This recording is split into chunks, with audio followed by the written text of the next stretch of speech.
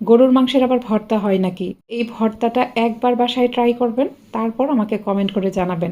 2 থেকে 3 টুকরা মাংস দিয়েও এই ভর্তা বানিয়ে ফেলতে পারবেন। এখানে 500 গ্রাম পরিমাণ গরুর মাংস নিয়েছি না, একদম সলিড পিস নিতে হবে। মাংসগুলোকে ছোট ছোট টুকরা করে কেটে নিব। এখানে মাংসের কোষগুলো এরকম লম্বা লম্বা থাকতে হবে। মাংসগুলো সেদ্ধ করার জন্য এখানে পর্যাপ্ত পরিমাণ পানি দিয়ে দিলাম। মাংসগুলো পুরোপুরি সেদ্ধ হয়ে যাওয়ার পর ঢাকনা খুলে নিলাম। পানিটা একদম শুকিয়ে চটচটে করে এগুলো নামিয়ে ফেলবো। রান্নার রেগুলার তেল দিয়ে দিলাম।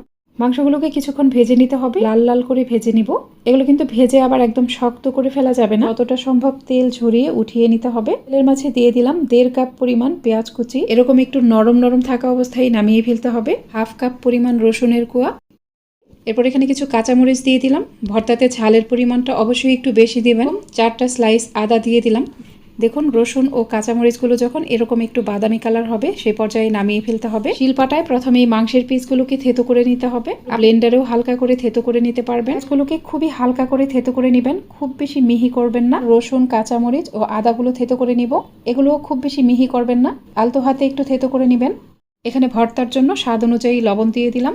সরিষার তেলটা খুবই অল্প পরিমাণে দিবেন। এরপর থেতো করে রাখা মাংসগুলো দিয়ে দিলাম। খুব ভালোভাবে মেখে নিব। অল্প পরিমাণে একটু লেবুর রস দিয়েছি, অবশ্যই লেবুর রসটা খুবই অল্প পরিমাণে দিবেন। লেবুর রস দেওয়ার পর ভর্তাটা আর খুব বেশি চেপে চেপে মাখবেন না, আলতো হাতে একটু মেখে নেবেন।